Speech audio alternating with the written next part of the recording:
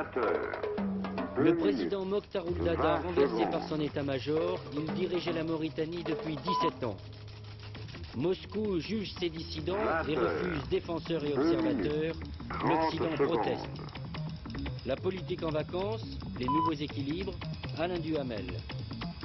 Chantons sous la pluie, Antenne 2 consulte les experts de la météo. Entre eux, des nuages, Jean Breton et Albert Simon.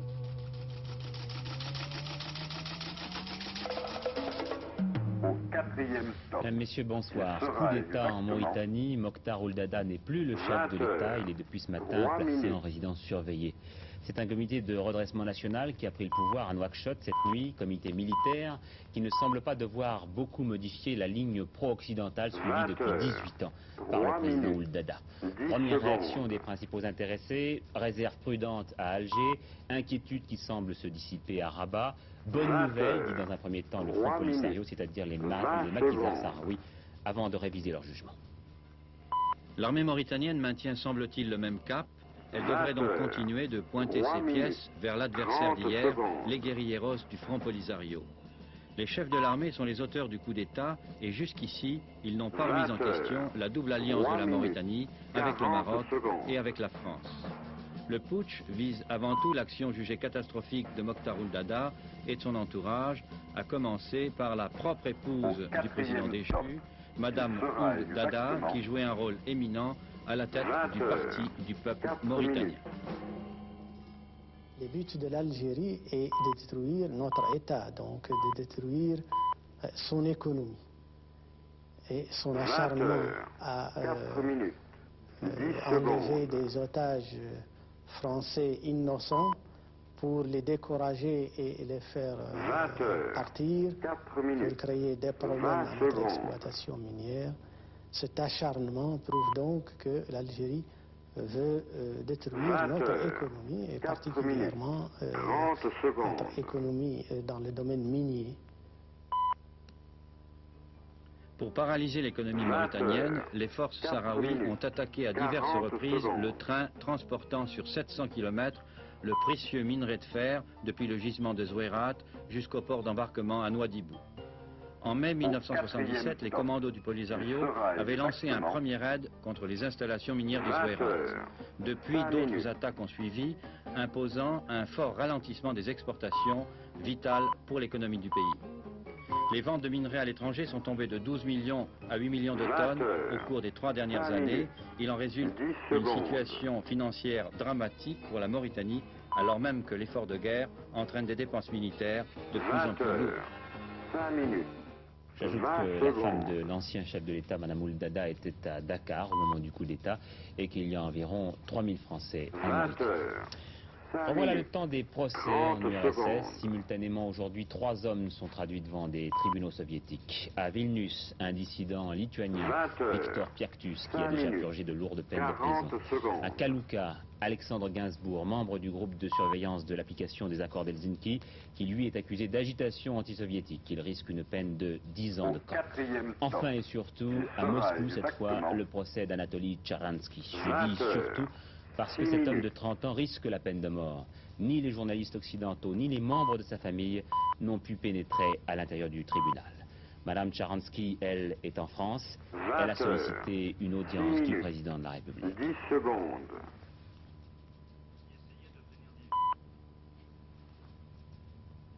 « 20 heures, 6 minutes, 20 secondes. »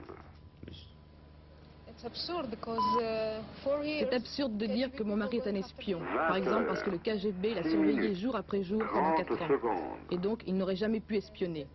En plus, le président Carter a affirmé fortement que mon mari n'a jamais été un espion. 6 minutes, 40 secondes. Les autorités soviétiques veulent détruire le mouvement juif vers Israël et peut-être détruire tous les juifs de l'Union soviétique. Les Russes veulent que personne ne sorte du RSS et ne puisse dire ce qui s'y passe. Ce qui arrive aujourd'hui aux Juifs soviétiques est comme ce qui s'est passé il y a 30 ans, quand Staline voulait détruire les Juifs.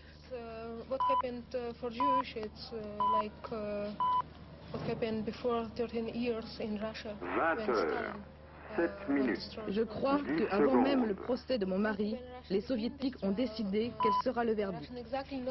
C'est très dangereux. 20 J'ai très heures. peur pour sa vie. 7 minutes. 20 secondes. Anatoly Tcharansky a refusé l'assistance d'un avocat soviétique. Il faut dire que dans un premier temps, il avait demandé à être défendu par 3 avocats 30 français. secondes. L'un d'entre eux, Maître Rapoport, nous explique pourquoi il pense avoir été choisi et pourquoi, en fin de compte, 20 il n'ira pas à heures. Moscou. 7 minutes. Pour 40 être complet secondes. sur cette question, je crois que le fait que je sois communiste n'a pas été étranger au choix. Techniquement, comment va se passer ce procès?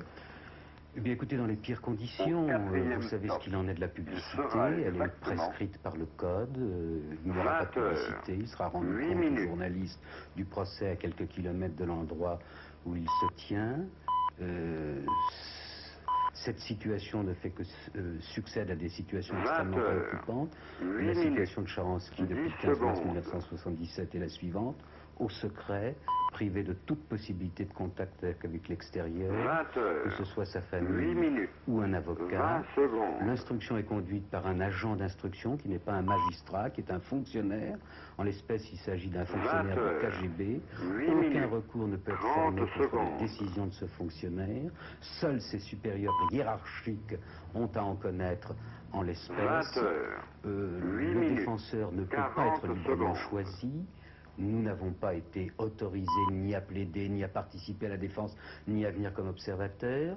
Un avocat soviétique, Maître Kaminskaya, qui avait été quatrième désigné, il n'a pas sera reçu la exactement possibilité de se charger du dossier parce qu'elle n'était 20 pas munie d'une heures, autorisation 9 qu'on minutes. appelle le DOPUSK, autorisation délivrée par on ne sait trop qui. En somme, une parodie de justice. En somme, une parodie de justice et une grave atteinte aux droits de la 20 défense. heures. Je voudrais savoir ce que 9 pense minutes. le militant 10 communiste secondes. que vous êtes. Eh bien, le militant de ce communiste que procès. je suis vient de vous dire tout simplement ce qu'il pense de l'ensemble de cette situation. 20 heures. Elle est 9 une minutes. grave 20 atteinte secondes. aux droits de l'homme, à la liberté, à la démocratie. Un jugement du Quai d'Orsay sur ces procès, ils ne 20 peuvent que heures, susciter une sérieuse 9 minutes, inquiétude, déclare le 30 porte-parole, secondes. dans la mesure où le respect des droits de l'homme constitue l'une des bases d'une amélioration profonde des relations entre tous les pays. 20 heures. Plusieurs organisations 9 françaises, minutes, dont la LICA, 40 Force ouvrière et le secondes. Front des étudiants juifs, ont appelé leurs militants à participer demain à une manifestation de protestation contre ces procès. Demain donc, en fin d'après-midi, place de la République à Paris. Au quatrième Je rappelle que stop, Jimmy Carter avait il sera protesté, lui, exactement contre ces procès. Jimmy Carter, dont nous 20 diffuserons heures, dans le journal de 10 mercredi minutes. une interview exclusive réalisée par notre correspondant à Washington, Jacques Segui. Et ce, à quelques jours du sommet de Bonn, auquel doit assister le président américain. Un sommet qui fait suite à la réunion de Brême, 10 qui a vu minutes, les 9 faire un 10 pas vers un secondes. nouveau système monétaire européen, et ceci malgré les réticences assez grosses des Anglais.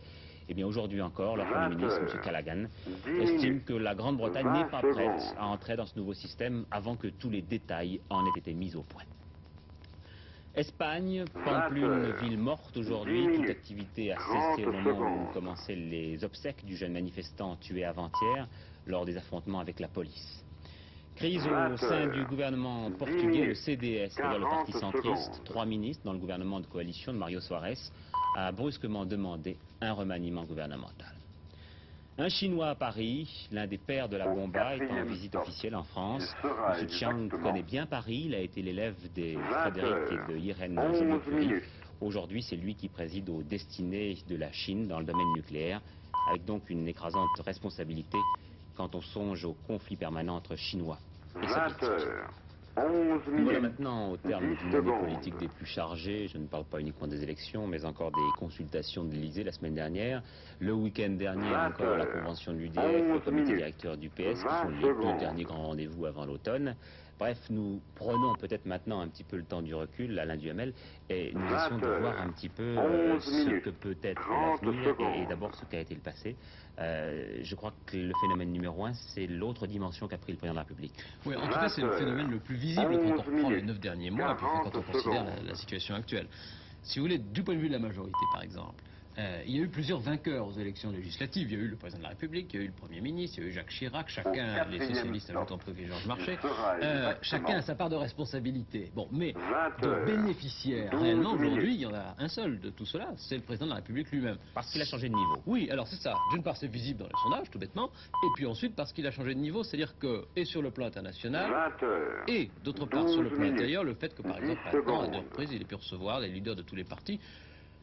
Naturellement, il reste le chef de l'exécutif, mais en même temps, il est davantage qu'avant les élections un homme qui est au-dessus des partis. Des partis qui, eux, sont dévalués. Oui, alors, ils le sont de deux façons, je dirais. Bon, la première, c'est que le président de la République, contrairement aux partis, a un privilège formidable aujourd'hui, que n'ont pas les autres chefs d'exécutif européens, par exemple, c'est qu'il a du temps devant lui. Bon, ce qui n'est jamais la réalité d'un parti, bien entendu. Il a 3 ans. Oui, il a au minimum 3 ans, parce qu'ensuite il sera sans doute candidat, j'imagine. Et à ce moment-là, il sera sans doute pas le plus mal placé.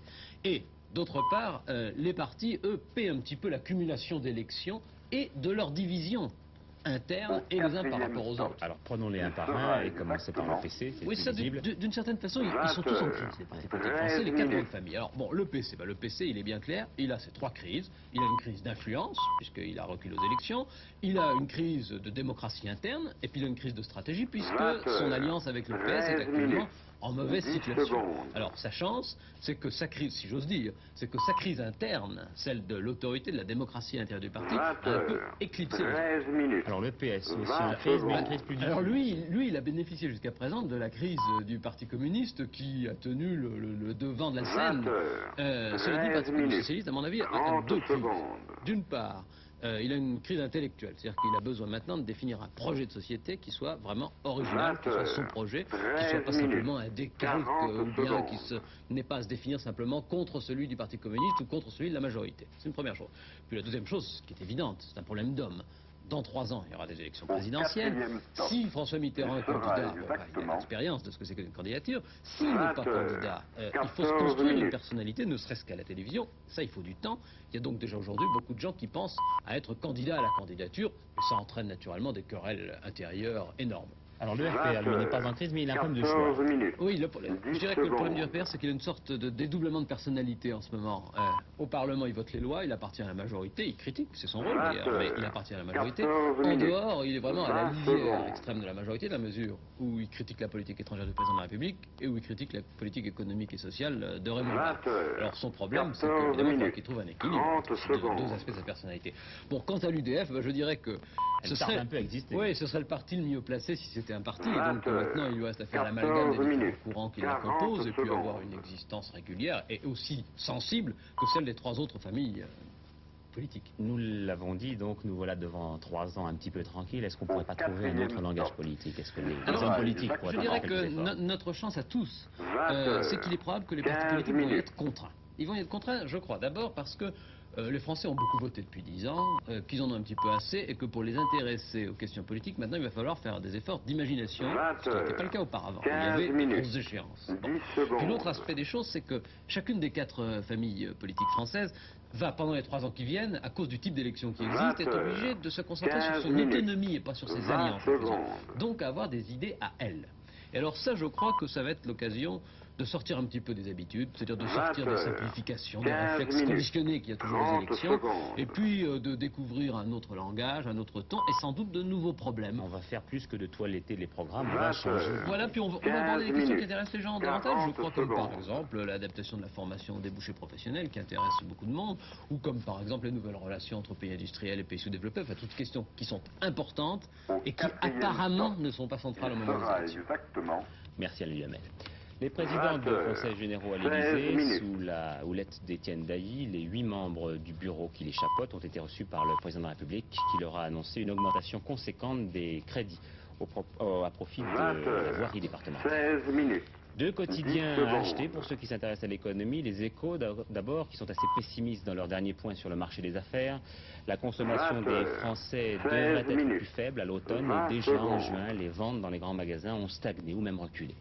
Et puis La Croix, qui publie un entretien avec François Sérac. Le patron du CNPF lance une mise en garde contre un écrasement de la hiérarchie. Il faut, dit-il, faire une pause dans la réduction de l'éventail des salaires. Sport maintenant, Bruyère toujours en jaune, une étape sans difficulté après une journée de repos pour les coureurs. Biarritz-Pau, Néanmoins, les petits cols qu'il a jalonnés ont permis la sélection des 25 meilleurs coureurs du Tour.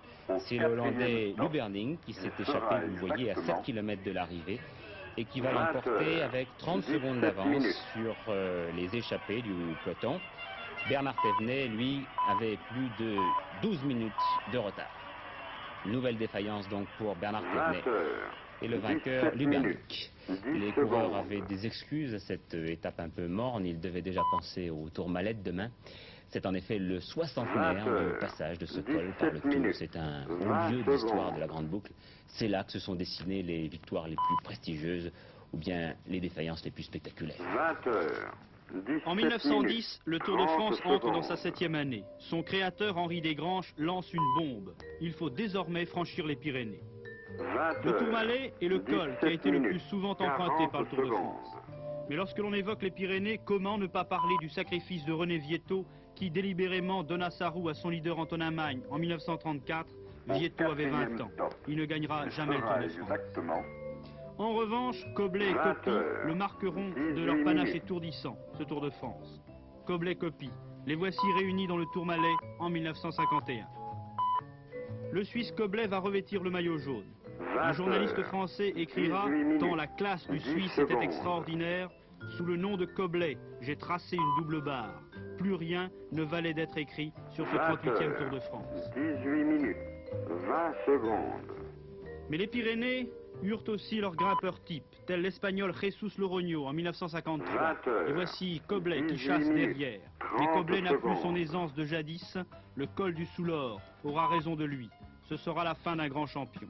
Le rival de Loroño était Bahamontes, que voici, célèbre par ses duels avec Charlie Gaulle. Rivière, ici, en était réduit à limiter les dégâts. Voici Gaulle et Bahamontes, tous deux dans le Tourmalet. Dès que la route s'élevait, ils avaient une aisance souveraine, presque provocante. 20h, 19 minutes. Dans les cols pyrénéens comme dans les cols alpestres, Gaulle-Bahamontes, c'était la montagne en fête. 20h. Et lorsque l'on décida un jour d'escamoter le sommet du Tourmalet, c'est Thévenet qui gagnait à la Mongie, provoquant une belle émulation dans les rangs français. Plus tard, il se battra contre Fuente, cet autre grand des montagnes, tout comme Ocaña, victime des Pyrénées dans le col de Manté. Quant à Eddy Merckx, que ce soit les Pyrénées ou les Alpes, ces 5 victoires parleront d'elles-mêmes. 30 secondes. Autre anniversaire, le 10 millième numéro du journal organisateur, l'équipe. Longue vie donc à nos confrères sportifs. 20h. Venons-en maintenant au sujet de conversation numéro 1 en France en ce moment, dans toutes les familles, dans toutes les régions, le temps. Nous avons eu froid ce matin encore à Paris, d'une façon générale au nord de la Loire. Les températures en très légère hausse ont péniblement atteint un maximum de 18-19 degrés. Sur la moitié sud, en revanche, vous voyez, la chaleur du week-end a persisté. 29 degrés à Millau, dans l'Aveyron, mais il faisait à nouveau plus frais au pied des Pyrénées. Chanter sous la pluie avec un imperméable anglais, c'est exactement ce qu'il convenait de faire, ou presque sur toute la France, et notamment ici sur la côte picarde, si on veut garder le moral. Fines gouttelettes et épaisses trompes d'eau modifient le paysage et les habitudes. Pas tout à fait peut-être pour ceux qui contemplent la mer à travers les vitres de leur voiture. Quoi qu'il en soit, le record de froid n'est pas battu. 6 degrés à Paris le 3 juillet 1907, 13 degrés aujourd'hui.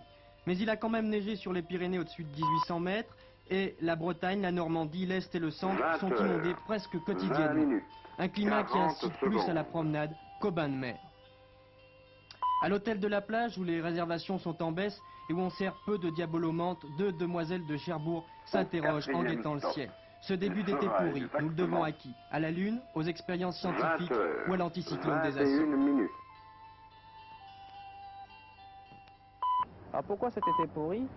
L'anticyclone des Açores, qui en été normal se prolongeait en direction de la France, cet été est resté sur le proche Atlantique, ce qui a entraîné de l'air froid et humide descendant sur notre pays. Est-ce que cela va encore durer longtemps? Alors pour demain, une zone pluvio-orageuse aggravera les régions du sud-ouest et s'étendra pour après-demain sur les Alpes et le pourtour méditerranéen. Jeudi, il y aura une amélioration du temps plus chaud avec des belles périodes ensoleillées. Et le 14 juillet, on risque d'avoir quelques orages au nord de la Loire. Donc un beau week-end de 14 juillet. Un beau week-end chaud et avec une tendance orageuse en soirée.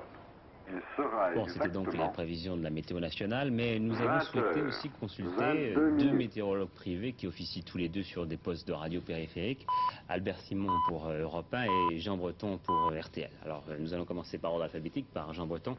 Alors d'abord, faut expliquer un petit peu ce phénomène. Historiquement, c'est un phénomène qui est vraiment important, ce froid général en France. Alors, il est toujours difficile de dire que l'on passe dans un moment historique. Vous savez, c'est très très difficile. Mais il est vrai, quand même, à mon avis en tout cas, que cette période que nous venons de traverser, qui n'est pas isolée, parce que nous avons déjà connu un printemps difficile, et nous arrivons maintenant au 7e mois consécutif de température, au niveau national, de température inférieure à la normale, et de pluviosité excédentaire.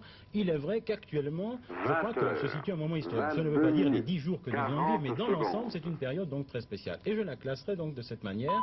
Je dirais qu'effectivement, il y a un changement climatique, il y a un bouleversement climatique qui s'opère. Alors, évidemment, c'est l'avenir qui, en quelque sorte, nous permettrait de dire si vraiment c'était le cas, parce que nous ne sommes pas encore suffisamment armés pour effectivement vivre l'événement comme il se devrait, mais à mon avis, c'est effectivement un bouleversement climatique et qui continuera encore. Bon, Albert Simon, on peut dire que tout est pourri en ce moment? Non, je ne crois pas du tout. Je crois qu'il y a des années qui sont comme ça et d'autres qui sont comme ça. Il faut regarder en arrière. On peut retrouver par exemple qu'en 1907, il avait neigé en Corse le 9 juillet et à d'autres années, en 1849, il faisait 39 degrés le 9 juillet. Alors vous voyez, ça varie beaucoup, ce sont des fluctuations. Et je crois que vous nous appelez un petit peu trop tard parce que tout ça, ceci avait été annoncé déjà depuis longtemps, déjà en par vous, mais pas forcément par Jean Breton. Jean Breton, j'ai lu de vous une interview qui disait que la première décade, c'est-à-dire les 10 premiers jours de juillet, porterait les meilleurs espoirs, on aurait le maximum de journées ensoleillées. Ça veut donc effectivement dire que... Alors je reconnais, mais c'est de toute façon une manière effectivement de reconnaître que je me suis trompé dans cette première décade. Je vais vous expliquer, c'est ce qui s'appelle les extrêmes, parce que nous sommes passés d'une extrémité à l'autre. Vous savez, quelquefois dans les extrêmes, on arrive facilement, on a l'amour ou la haine, on peut avoir les deux. Et c'est un petit peu comme ça en météorologie, parce que 6 à 8 degrés en dessous de la normale, ça ne se prévoit pas forcément facilement. Pourquoi? Parce que, tout simplement, par exemple, prenons le cas de notre collègue de la météorologie nationale qui a bien constaté que l'anticyclone était sur la France, et bien tout le monde a pu constater que le baromètre, pendant le même temps, indiquait beau temps. Et que justement, donc, si on calculait d'après la pression, on devait normalement se trouver dans une saison plus normale. Bon, Jean Breton, Albert Simon, vous êtes là devant des millions de téléspectateurs, vous allez prendre des paris, je sais que c'est un risque, car les gens de la météo n'aiment pas aller au-delà de 5 jours, vous allez aller plus loin, et vous allez nous dire d'abord, Albert Simon, quel temps va-t-il faire jusqu'à la fin juillet? Eh bien, moi, je vous l'avais dit depuis le 1er janvier que l'été n'allait pas être beau. Et je l'ai répété plusieurs fois, disant qu'il n'allait pas être chaud. Ça va continuer? Alors, non. J'avais dit que la deuxième moitié de l'été allait être meilleure que la première. Par conséquent, alors, si vous voulez des prévisions plus détaillées, je peux vous dire qu'en juillet, là, nous allons tourner vers un temps plus chaud et orageux dans les prochains jours. Il y aura des orages pour le 13 et le 14 juillet. Ensuite, il y aura une période de beau temps à la mi-juillet.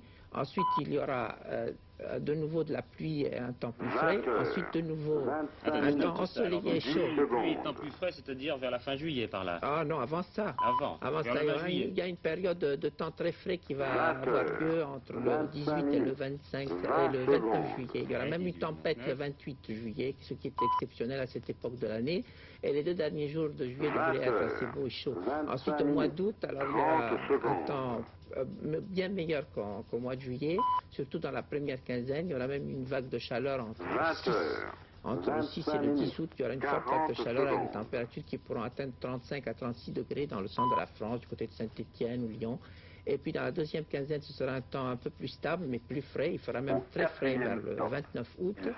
Il y aura aussi bien de la chaleur qu'il y a de grandes variations de température.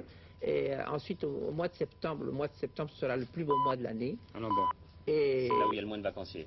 Oui, ce sera le plus beau mois de l'année. Il y aura une période très chaude sur la Côte d'Azur vers le 7 septembre et sur la moitié nord de la France vers le 11 septembre. Et c'est dans la dernière décade, dans la troisième décade du mois de septembre, qu'il fera le plus beau. Et là, on aura une longue période de temps sec qui se poursuivra encore au mois d'octobre. Bon, je vous signale, j'ai tout noté. J'espère que les téléspectateurs ont noté. On va écouter maintenant Jean Breton. Alors, en ce qui me concerne, je dirais d'abord que je n'ai jamais vu un très bel été. J'ai vu un été assez difficile. Comme vous l'avez rappelé tout à l'heure, cette période, cette première décade. Mais en fait, nous retombons dans ce qui était prévu, parce que si vous lisez plus loin ce que vous avez mentionné tout à l'heure, vous constateriez que dans la deuxième décade de juillet, il y avait justement il y avait des perturbations orageuses. Et nous arrivons, là nous sommes d'accord avec à court terme, vous remarquez que cette amélioration que Paris a connue aujourd'hui, j'ai pu l'annoncer sur RTL dès hier matin à 7h. Et je ne pense pas que là... Alors, est-ce que vous êtes d'accord avec Albert Simon qui nous dit, dans un premier temps, je vais me garder de faire des prévisions très détaillées. Je suis, si vous voulez, très chaud partisan de la prévision à longue échéance, à moyenne et longue échéance, mais avec les réserves suivantes, je ne tiens pas trop à localiser les choses. On doit le faire également parce que c'est normal, c'est le moment des vacances, et puis également à serrer trop dans le temps. Alors, disons que la deuxième quinzaine de juillet représente, par rapport à cette première décade que nous avons traversée, un certain rattrapage. C'est vrai, mais il sera très relatif. Il ne sera encore que d'un temps finalement tout à fait normal pour la saison, et à peine, puisque après les orages, on peut avoir des rafraîchissements importants. Bon. Deuxième point, c'est que considérant par rapport à l'hypothèse que j'ai avancée tout à l'heure d'un bouleversement climatique, il n'est pas évident que août permettra de rattraper, je ne crois pas à un véritable rattrapage de l'été, parce que nous sommes... Un peu meilleur, mais pas terrible. Nous ne sommes pas sortis de cette période qui est tout à fait spéciale et qui a commencé au début de l'année. Et quant à un mois de septembre qui soit alors idéal, je ne partage pas pourtant j'apprécie beaucoup notre ami Alberto, et je voudrais vraiment me tromper, parce que je suis des vacanciers de septembre, eh bien, je ne crois pas non plus à un rattrapage tellement évident. Ah oui, excusez-moi, mais il y a quand même une petite chose que j'ai oublié de dire, c'est que dans la deuxième décade, dans la deuxième quinzaine de septembre, il y aura une période de pluie diluvienne vers le 17, dans le milieu, il y aura même de la neige. Je vais vers la côte basque. Et 20 heures. Moi, je ne sais pas encore. Et là, les relations entre le printemps, l'été et l'automne, c'est en général ceci: printemps froid, été froid, automne froid, et en principe printemps humide et été humide, mais automne sec. C'est là qu'il peut y avoir une certaine divergence et un certain rattrapage du mois d'octobre. Tout cela n'est pas très optimiste. Je vous propose quand même de prendre la vie du bon côté, malgré tout, parce qu'il y a un petit cadeau de la rédaction d'Antenne 2. C'est une chanson dont on ne se lasse pas. Singing in the Rain par Gene Kelly. Et c'est donc sous des trompes d'eau que je vous donne votre prochain rendez-vous avec l'information 22h40. Hervé Claude, bonsoir à tous. Il sera exactement 20h29 minutes. I'm happy again. 20h29 minutes, 10 secondes. I'm singing and dancing in the rain. 20h29 minutes, 20 secondes.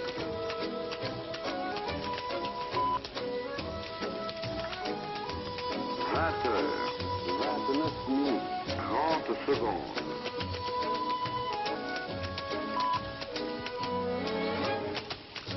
20h29 minutes, 40 secondes.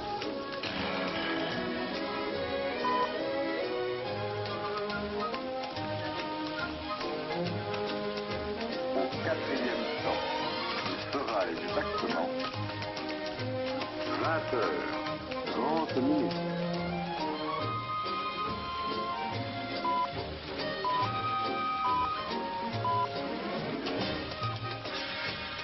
20h30 minutes, 10 secondes.